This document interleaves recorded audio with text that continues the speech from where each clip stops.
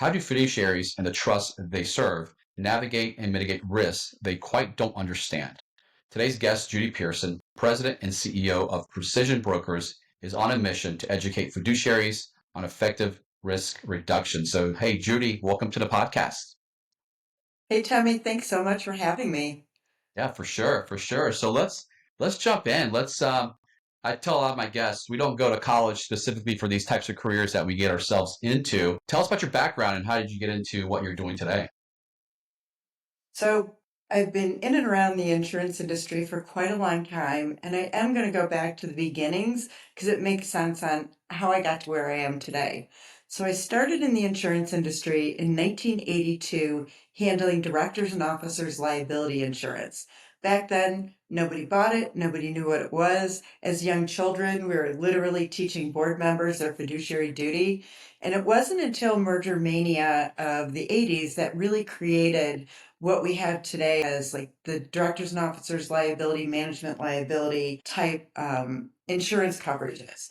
And I like to step back there because I believe trustee liability, family office liability, etc., is kind of where we were in 1982, partly because of all the changing structures and the laws, etc., and also because fiduciaries in particular haven't really been focusing on what their liability is. So we're spending a lot of time on digging into the structures and there's management, etc. So at any rate, I did that for about 20 years. If you know Aon, which is a large brokerage, I got to Denver because I was the fourth employee of what became their global financial services group. And again, I speak to that because I was taught you don't sell a product, you kind of talk to your clients and go, what is it that you're facing and what do we need to solve from a risk management first, risk transfer second? I left in year 2000. I co-founded a company that provided title insurance for fine art.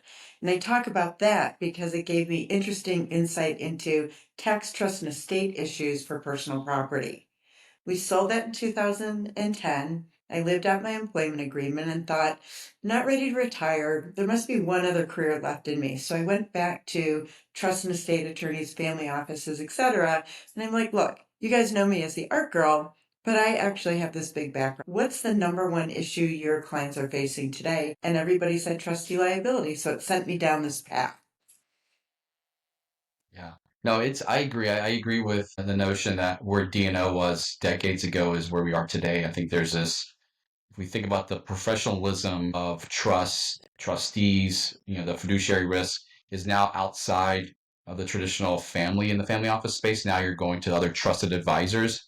And I would say for me, in my career, I've served as trustee to some trust and had people later on say, why did you do that? It's a very risky proposition, especially if you didn't have any type of insurance coverage. So like help people kind of just break down like why was it an issue and why did no one just kind of see it? Was it a blind spot? I know you said that if we look at the value, there was more bigger fish to fry than that. But what is it now that the fiduciary's role and responsibilities are that much greater for these trusts? Gosh, that's a big question. I think it's a combination of a lot of things.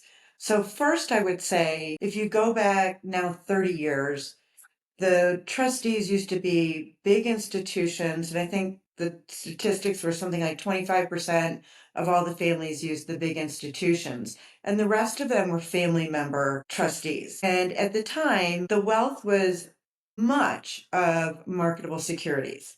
And the big institutions were really comfortable with handling marketable securities. So, as the wealth became more entrepreneurial, as the family started demanding more control over the fees, more control over the investments, more privacy, and the banks were saying, we're not comfortable with some of the alternative asset classes, family businesses can create risk. It just became this bifurcation. So I think that's number one part of the answer. Number two is about that time, some very smart people started looking at the trust roles. And in a traditional trust, trustees basically have the following roles and responsibilities: distribution, investment, administration, and reporting. So a bunch of people are looking at us like, how can we give our families more control, more privacy, etc., And they created what we know today as the direct of trust environment, which is popular in a handful of states, but growing. That the direct of trust environment bifurcated the roles and responsibilities, allowing for a lot of different structures, a lot of ways for fiduciaries and family member fiduciaries to operate where they should be, but not where they didn't have the expertise. And then the last piece of it is I don't think there was a lot of focus on it. If you kind of talk to the folks that are creating the strategies, and I'm going to pick on the law firms for a moment, and not that this is a bad thing, but it's just a reality.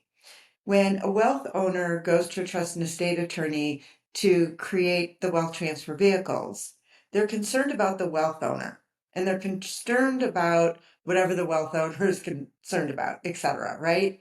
But then they want to get the documents signed. It's not their job to talk to the trustee about their roles and responsibilities because they're representing the wealth owner. So you go, whose responsibility is it to talk to the trustee to understand so that they understand the enormity of the job? And there's few and far between. The insurance people, Mhm. maybe institutions who want to take over the trustee role. But outside of that, there's not a whole lot of education. And then the final piece is the premiums are generally either very small or middle market from a insurance brokerage perspective. And so you either end up with a very transactional kind of product or people who might not be as educated in what's going on. So all of this combined, it was just something that nobody was focusing on. But today, with the wealth of our families, with the amount of money that is transferring intergenerationally, with the entrepreneurship, with the new structures, it's a much more highlighted issue.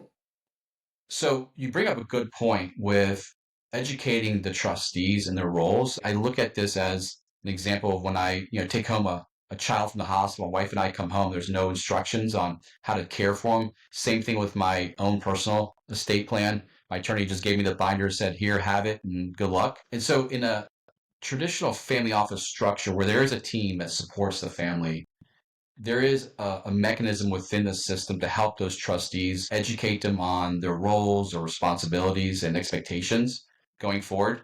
But who's filling that gap for families of wealth that have created these trust structures that doesn't have a dedicated team? And like you said, the attorneys are more geared towards serving the wealth creators who created the plan. Like, where do you see, is there a gap of a subset of people that can help these trustees? Are these like these sounding boards, these coaches that can come in and help? Like, or is this where you guys come in and help individuals help their trustees within other plans? So that's a great question. And so let's start with the what I would call the independent and professional trustee.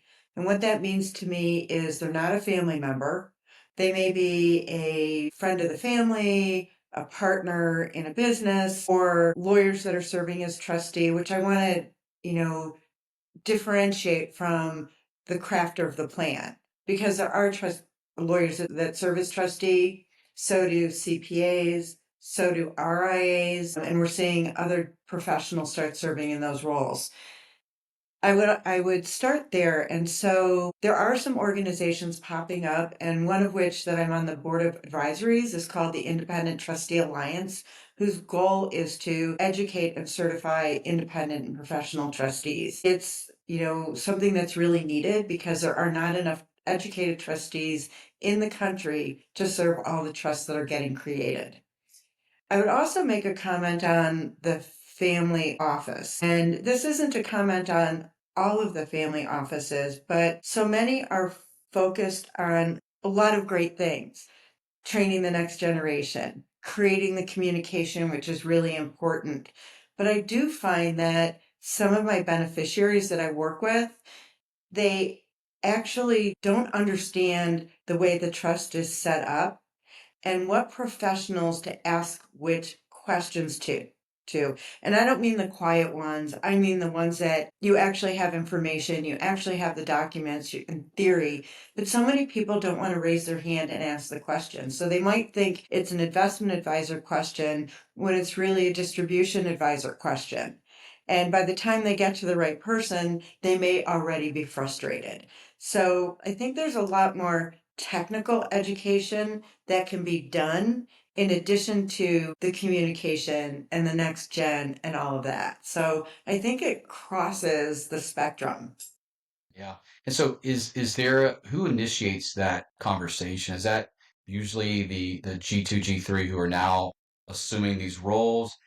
Does G1 have the foresight to say, now that we have this in place, I can see the struggles that the trustees will have implementing this plan. Because one of the things I notice is a lot of times the professionals, if it's a attorney or if it's a tax advisor, are always optimizing for their vertical. So if you go to a tax professional, they're going to optimize the plan to save as much taxes as possible, which then maybe creates these governance issues downstream. And so a lot of times these families aren't as, I would say, sophisticated to understand all the nuances that go into these trusts. They just listen to their advisors and say, if you're optimizing for tax, this is the structure that's preferred without thinking of those issues downstream that might affect the next generation. So who is the right person to initiate those conversations with the family? Is it, to your point, there's these independent trustees that come in, but they're serving a role. But who's actually serving the family when the family has taken the initiative to have family members serving those trustee roles? Like, who starts that conversation? I think that's, to me, I see so many people drowning and being lost and confused and just don't know where to turn. So who is that person they usually go to? That's the $64,000 question, right? And it depends on the structure and it depends on the family. I mean, don't get me wrong, I have a lot of amazing families who have really put the structures in place.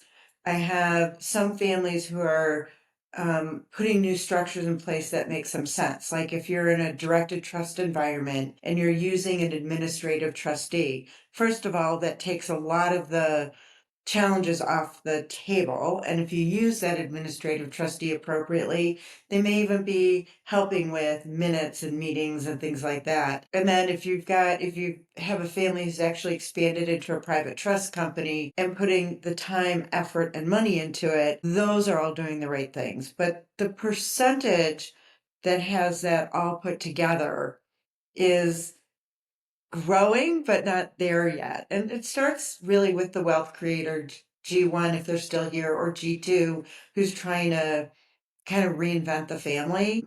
I think that the families have done a really great job over the last 20 years. If you go back 20 years ago, the conversation wasn't about trustees. It was about how do we make the next gen effective and giving back to the community. And I think over the last 20 years, they've done a really good job for the most part of trying to educate that next gen to be effective. And I think a lot of amazing young people have found their voice in terms of what they want to do, where they want the investments, how they want their philanthropy, etc. So I think we've really overcome a big piece to what has been a challenge. And the next piece is really talking about the structure and making sure that like I say, the time, effort, and money is put into not only family governance, but it's really a corporate governance, which is a little different, right? Family governance is about really teaching everybody what is the wealth, what is their history, what is the mission, all those kinds of things. Where corporate governance is about the structure again, independence, what committees are being set up, why are you bringing people in, when and what time. So we're on the right path, but there's a lot of work to be done. And there's a lot of organizations out there trying to increase that education.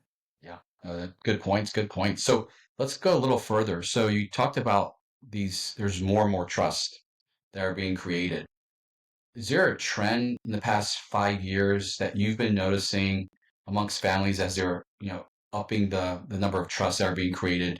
Are any common themes across the board of the past 5 years you're starting to see? And then if we the second part to this is looking forward the next 5 to 10 years, where do you see the trajectory of this space when it comes specifically to administering trust and the number of trusts being created and the downstream risks that we should be kind of thinking about? So two parts, last 5 years and the next 5 to 10 years. So I don't know, that's about 10 parts, but okay, we'll give it a shot. So the last 5 years, I think it's the sophistication of the structures that are getting created. Obviously, there have been a lot of trusts that are already in place that have to be updated.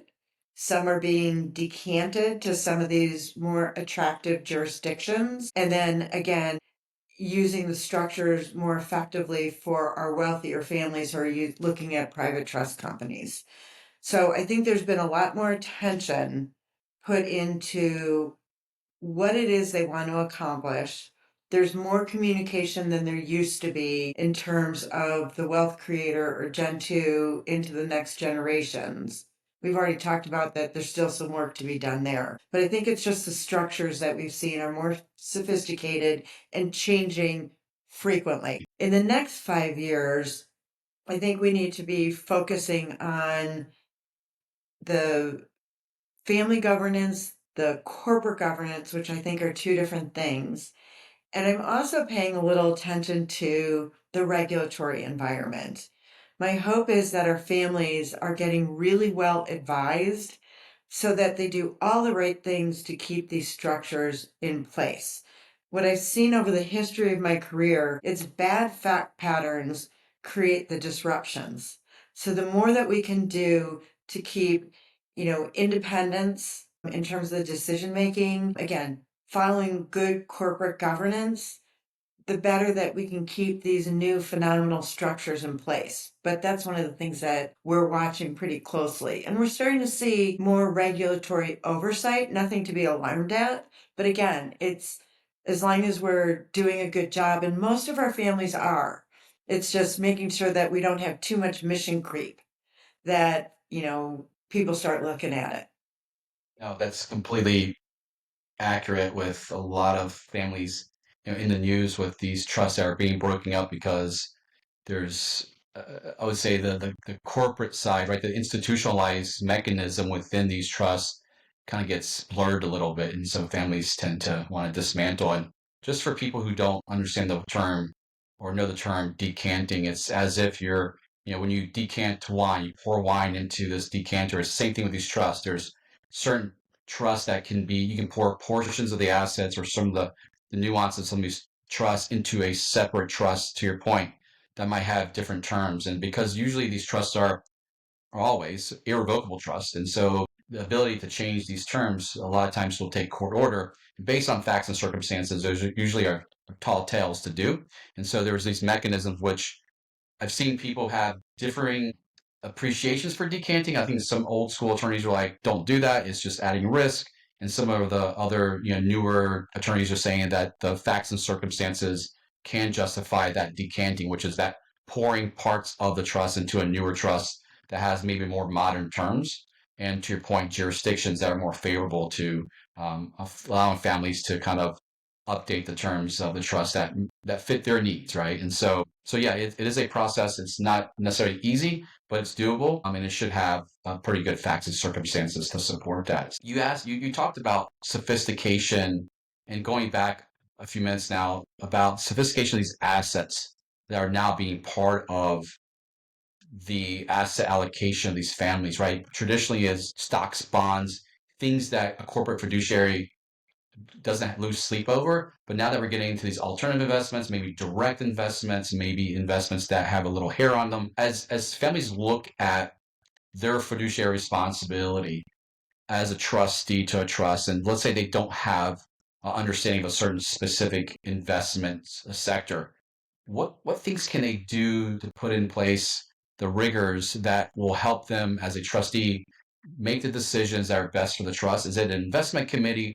Is it a committee specific to that one asset base? What are things that a trustee, if I'm in that seat and I'm getting all these things thrown at me, what kind of mechanisms do I have at my fingertips to really put in place to protect me? Yeah, and I think that's a really great point. And it's making sure you have the right team of advisors. I'm not here to say a traditional trust versus a directed trust versus investment committees or what have you, because that's all about the size of the family, the sophistication of the assets, the goals of the wealth owner. There's a lot of things that go into that. And I have no opinion on where on the spectrum that is. It's more important having the right advisors in place. Meaning, if you have art in a collection, make sure you've got a really good art advisor so you understand what that transaction looks like. And a good example I used to use when I was back in the art world was if you're a trustee and you're managing the assets, you're signing consignment agreements. What does that mean? It means that you're guaranteeing authenticity and title. Well, maybe you have the knowledge to do that, or maybe you don't. If you don't, find an art advisor to understand what that means before you just sign something. And every asset class that we're talking about, there's really good quality advisors out there that you can get educated on. So whether it's the lawyer, the CPA, the art advisor, the oil and gas, the directed trust, or I mean the direct placements, etc. There's people out there who know what they're doing and you can get advice from. And it's the team that's important, not just the asset itself.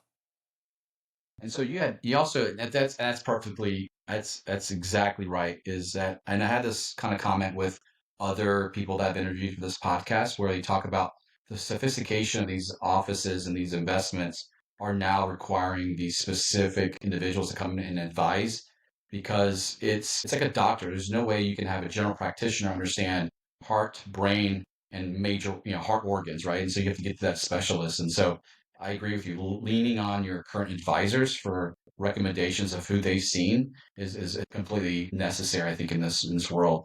Let's talk about the Independent Trust Alliance that you mentioned earlier. So, Mhm. what kind of good work are you guys doing there with, again, helping trustees with their responsibilities with these trusts? It's everything. And again, let's be cognizant it's a relatively new organization. It started just before COVID, so I had a little bit of a break. But we are bringing in trusted advisors, educational work. We have webinars, we have codes of ethics, we have one of the best benefits of if you're a trustee and you're part of the membership, you have great trustees who have been around for a really long time that you can bounce ideas off of. So it's really about creating an ecosystem that helps that independent trustee. So there's a lot of opportunity and benefits to learn. Some of the other boards that you worked on, one that's near and dear to me is the Blockchain Global Network. I'm sorry, advisors, where I've had conversations with family offices that are on the smaller side that tend to stay safe with their investments and talked about blockchain technology, Bitcoin, and all the other alternative coins. Help us understand your work there and how family offices can think about this new technology because it is picking up steam. It's here to say that the current administration in the White House is really favorable. They're putting people in place to really think about this technology. So your work there, like help us understand, what are some of the challenges that family offices face when they look at this asset class? To be clear, it was a bit of a time ago that I was actually on that board, but maybe it'll be interesting to understand why I was even part of it. It was back when I was doing the title insurance for art, and I was making a presentation to a family office event right before Art Basel. And it happened to be when a number of the organizations that were just starting up from the Bitcoin, Ethereum was on the panel, etc. And so I was approached if I could talk about what I thought about blockchain and cryptocurrencies when it came to the art market. And I was like, oh boy, I'm not even sure where to go with that. So I thought about it. And there was a claim that occurred in Chicago, and this is out in the public. This isn't something that um, it's confidential. But you might go kind of step back to, gosh, the late 2008, 2009, somewhere in there. Um, if you recall, Sears used to own the Sears Tower, and Sears had a Calder sculpture commissioned for the Sears Tower. And when Sears sold it, there was a call option for that Calder. And if you think about what it would have taken way back then to do a transaction to sell the Sears Tower, I think it was like a 500-page document, and it got refinanced and refinanced and refinanced. And by the time Willis bought that Sears Tower, the price of the Calder had escalated. So Sears raised their hand and said, the Calder is ours. We now want to do the call option. We want to pay for it. And Willis goes, what call option? And really what happened was that one little paragraph in a 500-page document kind of got dropped. So there was a claim over title. And so I kind of sat back and I thought, if the blockchain had had the original contract, that every iteration of that contract, when that dropped out, somebody would have said, wait a minute, there's a change and we have to go figure it out. And it would have prevented that title claim. So that's what I started talking about, is from a blockchain technology perspective. I personally believe, whether it's blockchain or the evolutions of what it looks like, there's really an opportunity to be able to prevent a lot of losses that we see in a lot of different areas if we have the technology that can keep it together. So that's what I was thinking about, and I still believe in that. The cryptocurrencies, I personally don't understand it as well from an investment perspective, but that doesn't mean it's not a good investment, right? It just Correct. means that I haven't really gotten involved. But what I do watch from an insurance perspective, right, is all the changes. When a lot of the exchanges went down, right, it taught us what's the definition of custody. So now we have a legal framework that our families can look at and have a risk management viewpoint of, if I'm going to put my cryptocurrencies on a particular exchange, now I know that I've got to really look into the contractual definition of custody, right? So as it expands, it's giving us the framework to be able to understand better what we need to do from an investment perspective. I'm not sure it's settled yet. I think there's a lot of things that are going to happen, but the more people are doing it, the better we have the context of how to make those decisions. So I keep going back to, it's the expertise, surrounding yourself with the people, asking the right questions, whether it be the blockchain or cryptocurrency or tax trust and estate issues. If we're all asking the right questions in the midst of all this change, we mostly can come up with answers, but we have to ask the questions. So I know that's a big, broad answer to what you asked, but that's the only thing I can come up with in terms of when I talk with my families about so many different things. It's having people look at it, dissect it, ask questions, get the professional. You bring up a good point with the blockchain, the investment side. That's not the reason why I like it. I like it for, to your point, the mechanism of title and having some of these contracts that might outlive me and you, or any a law firm that might come about, and that might be putting the paper, pen to paper for these contracts. To your point, a blockchain could have helped with that Willis Tower transaction, right? Having it on the blockchain, that's no one can change, is out there in the public sector. Everyone can see it if they wanted to. And then if there's any changes to the contract, you can see the timestamps, right? And that's, I think that's something that's very, very meaningful. And I've had a client where their attorney had all the documents, and because there was an M&A transaction at some point, documents in terms of the transfer were lost or misplaced, let's say. And now the family's like, well, we don't have complete records either. And so there's a lot to be said about these blockchains that you can put your information on. You can, yes, secure it so no one else can see it, but anyone in your system that needs to access it can understand what was done when let's say G1 or the trust creator was there at the beginning, and all the nuances that go into administration. So I think the technology is amazing. I think it's misunderstood. I think people are looking at it from the investment side versus the actual underlying technology that can be there. And so it's definitely promising. So help me, I want to talk one more thing about a board you're on the Bailey Center and the work that you're doing there. That's more of a newer organization that you're involved with. Help the audience understand the work you guys are doing there. Well, thank you so much. So, there's a lot of these centers popping up across the country. This one's in Denver, part of the Denver University, and it's called the Bailey Center Family Enterprise, and it's working with multi-generational families from a whole host of things, from a governance perspective, from the soft side, the hard side, all the different things that you're, for educational purposes. And we're really excited how much it's grown over the last 2 years. One of the things that I'm excited about is I've been thinking about running a program, I think since 2017, about women finding their voice within the construct of their wealth transfer vehicles and their entrepreneurship. And so we have a really interesting program going on in October where we have some of the, well-known family dynamics people as well as technical people. Like one of the presenters is a woman who is in two different businesses with her father, but she also advises women entrepreneurs. And some of the dynamics that, boy, I thought I had seen almost everything because of everything I've done. She's come up with all sorts of things. So it's just really important to look at all sides of the family. And I think there's a consistent message around everybody, the beneficiaries, but in this particular case, we're focusing on women on, I don't know what questions to ask.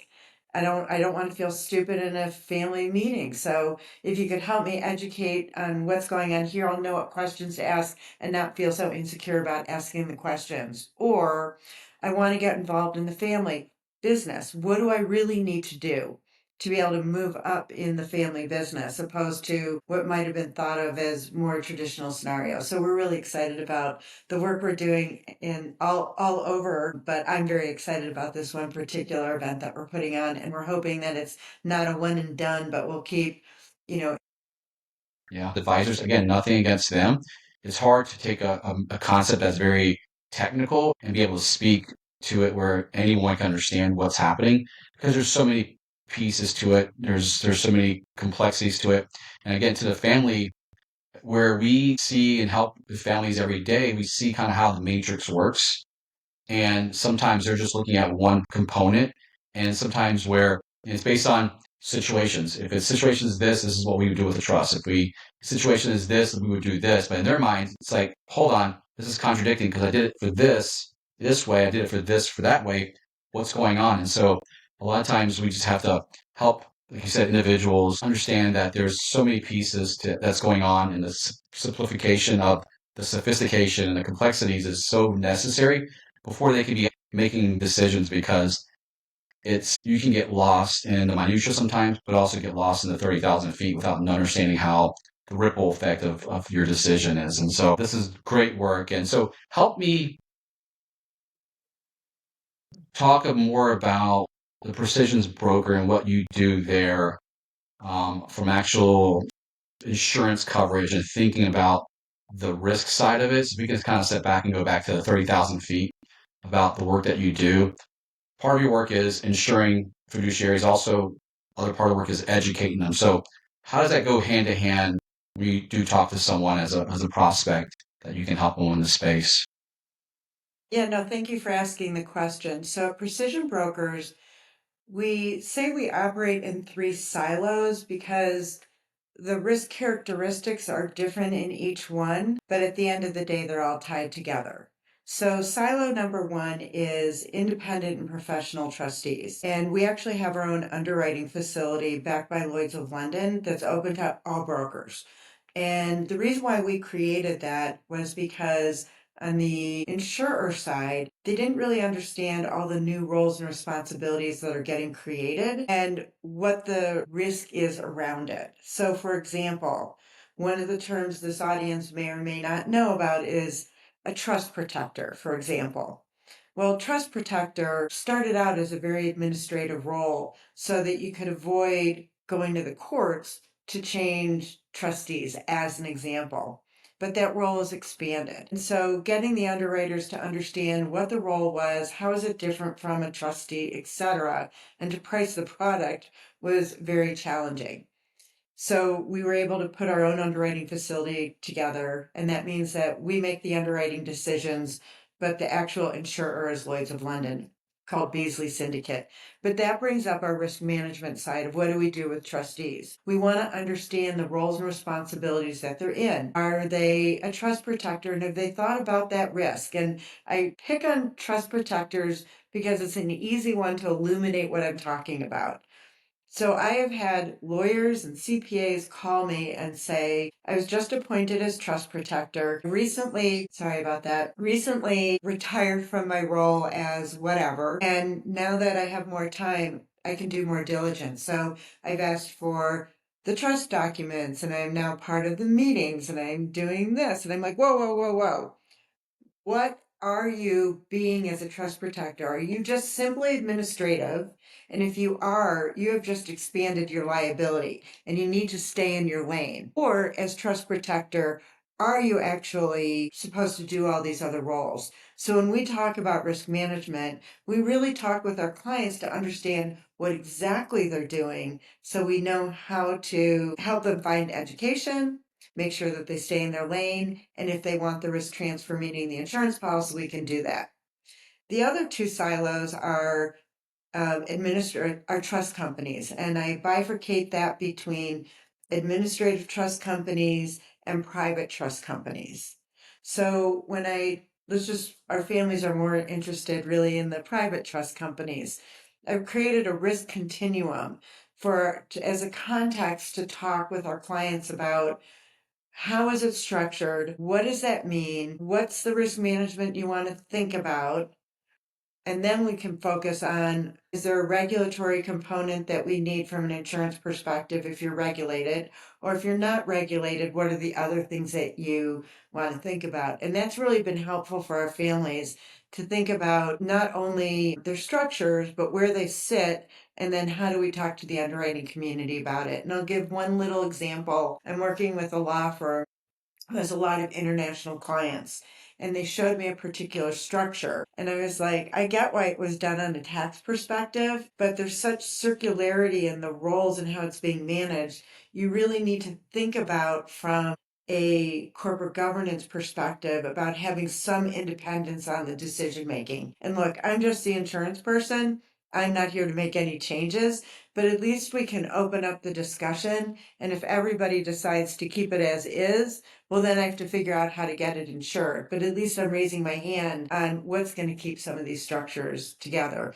And then the third silo is family offices. And we bifurcate those between single family and embedded. And the embedded family is where you've got a multi-generational family business, that they're now asking executives in the family business to serve in some of these roles. And so again, we just talked through like, let's understand how everything's structured. Why did you choose these people? If you're in a single family office, are some of these executives co-investing with you?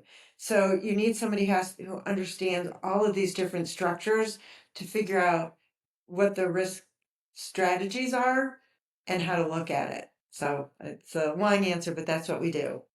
No, that is super helpful because I think it highlights the complexities that these families have, right? To your point, on the last point, through shared service models, which is a great model that a lot of families start off with when they're embedded their office inside of operating business that's multi-generational.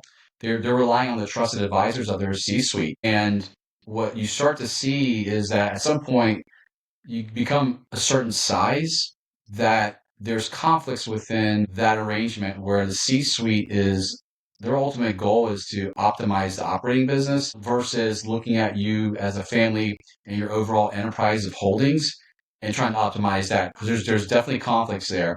And there's one that I think we had talked about on our pre-call where if a family member or is serving as a board member of the operating business that is also owned by the trust and they happen to be the trustee of that trust, what hat are you wearing in the boardroom when you're making certain decisions? Because does the trust capacity, you know, trump the operating business capacity, depending on what hat you're wearing? And so, understanding the risk because that those are things that no one thinks about because it's like, oh, it's not a problem. It's aligned. The family is aligned with the company. The company is aligned with the trust. No big deal. But there are times where, let's say, looking at a buyout or an exit, where executives are looking for a potential payday because they have maybe equity or some type of stock in the business.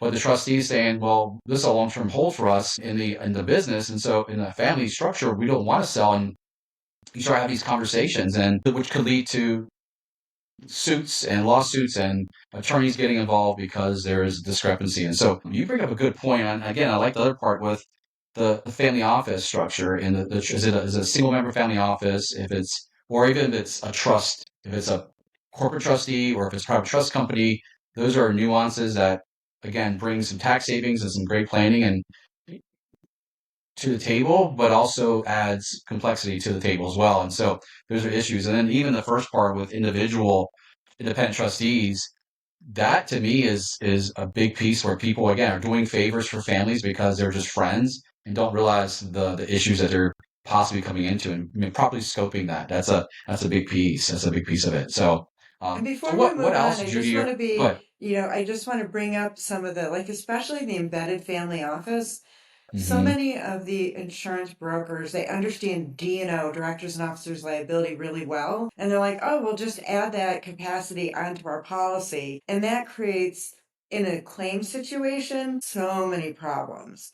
So I just want to, it's really making sure that your insurance professional understands these structures and what happens in any given scenario. So I do want to add that piece to it. So thank you. yeah, for sure. You bring up a good point. It's got me thinking. Who would bring a lawsuit? Who would come challenge the fiduciary's responsibility? Who is that person that would go to the courts and try to sue and go after the trustee in the situation? Is it a beneficiary? Who have you seen you're protecting the trustee from? So it's interesting. For the most part, it's beneficiaries suing the trustees, right? Because the trustee's obligation is to work in the best interest of the beneficiaries. So that's the relationship. That's where we see some claims. But here's an interesting one that we hadn't thought about, and it was an art related scenario. So it was a family who was trying to teach their next gen, how to think about money, how to think about investments, and gave each of the next gen a certain amount of money to spend. And this particular next gen was underage. And this next gen decided that they wanted to invest in art. And the trustee had no idea how to look at the art world. So all they were doing was like, yeah, we'll give you money to purchase this. Yes, we'll give you money to purchase that. So first problem is you have an underage beneficiary signing contracts that aren't valid. Mm, So you start with the art transaction, which is a problem. Somebody should have raised their hand and said, we need some adult in here.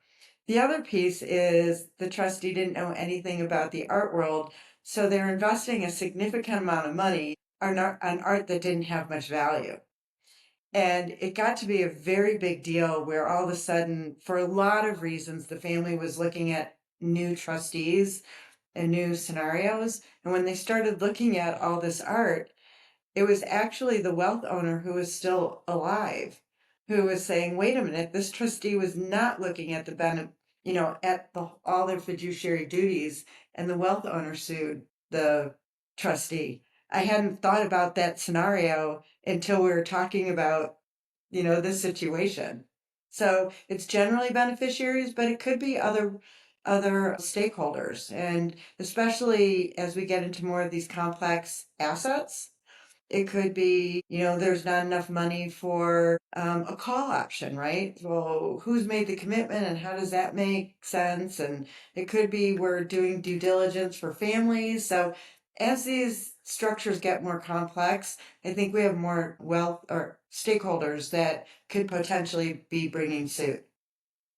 yeah, yeah. It's definitely to your point. This highlights why you go to someone who's been doing this and understands all the different nuances because that experience, to your point, it might have happened 20 years ago. It might happen again, next year. And so it is very important to, I would say, not make it a check the box type of exercise of just placing someone in as a trustee, assuming you trust them, because relationships can change, and sometimes having those individuals in your trust documents could be a pain to get them out, right, of the trust. And so sometimes you have to notify those trustees that you're removing them from these trust documents and sometimes having to explain to them because sometimes they'll ask questions like, well, you put me in this place. I don't know what I'm signing.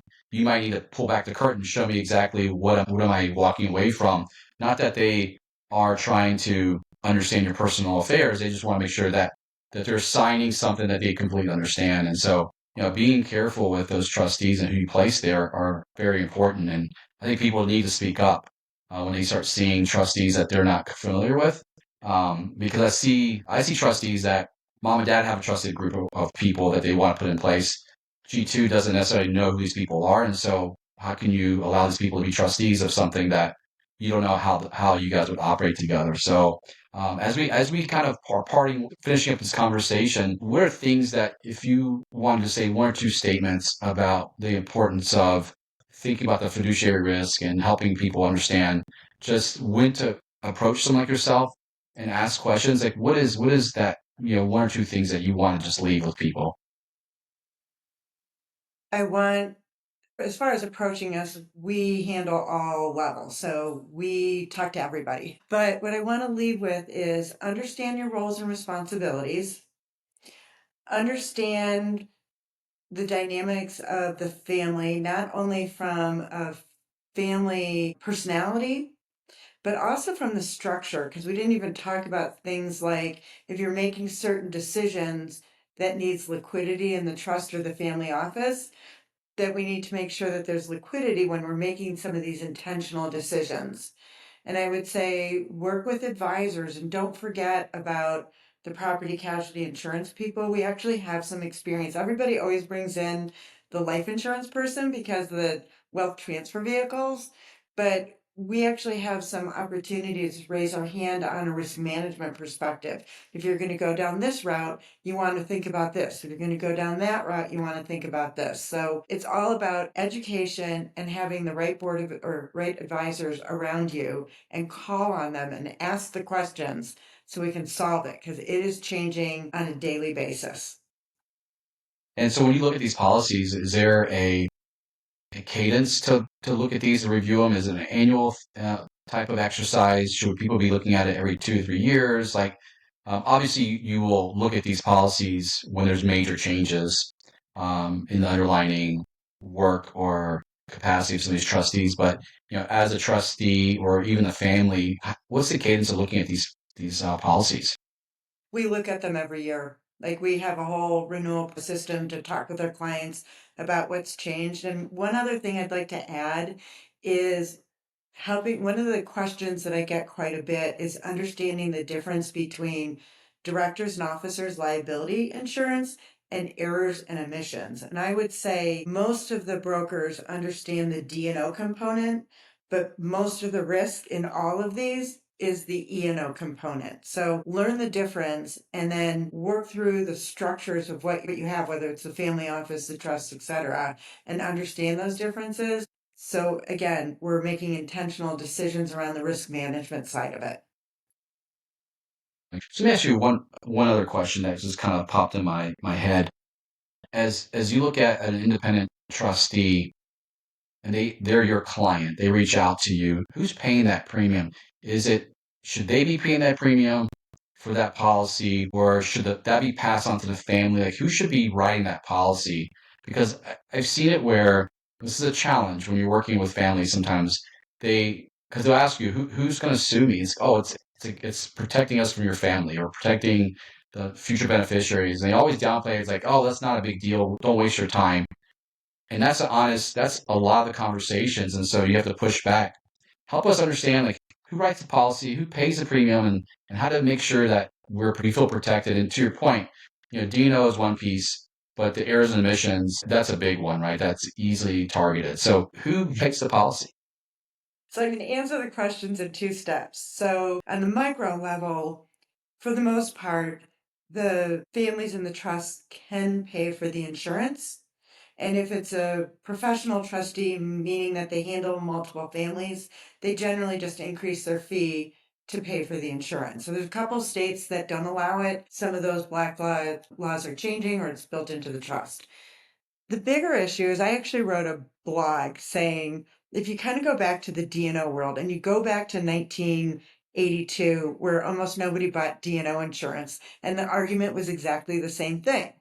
Well, we've got an balance sheet to cover you. Why do you need the insurance? And the answer is there's so many scenarios in the midst of litigation that you can't get indemnified until final adjudication, or there aren't assets available to indemnify. So I wrote an article. We buy D&O insurance for our board of directors. Why not for our trustees? Because it's the same exposure, right? And if you're a family and you're asking people to take on these enormous jobs with enormous personal liability, why wouldn't you want them protected? That's number one. And number two, it protects the family balance sheet as well, because then you're not using the assets to pay for the litigation at the end of the day. It's having that conversation and being able to raise your hand and say, this, I have questions and I want to make sure we scope out this properly. And so Judy, what else are you working on these days? Any philanthropy or any type of other projects that, you want the listeners to kind of learn about, know about, that could, be nice to learn about? So my personal mission is I'm in Colorado. I love to ski, and my son probably wouldn't be skiing without the adaptive skier program. So my money and my time go to one of the places is the adaptive skier program, and then the other place is my husband and I are very involved in the Special Olympics. Definitely will include those in the description of the podcast. Judy, I appreciate the time. I know you're very busy, you have a lot going on, and again, this is something that's very useful. And as we talked a couple weeks ago, is fascinating. Again, these different pieces of the world of the family office world, as well as just corporate governance. Like it's necessary, and people sometimes overlook it. And so I do appreciate you hanging out with me today. All of the information you give me, I will put in the description of this podcast and hope you have a great day. Thank you so much. It was a great conversation and great questions.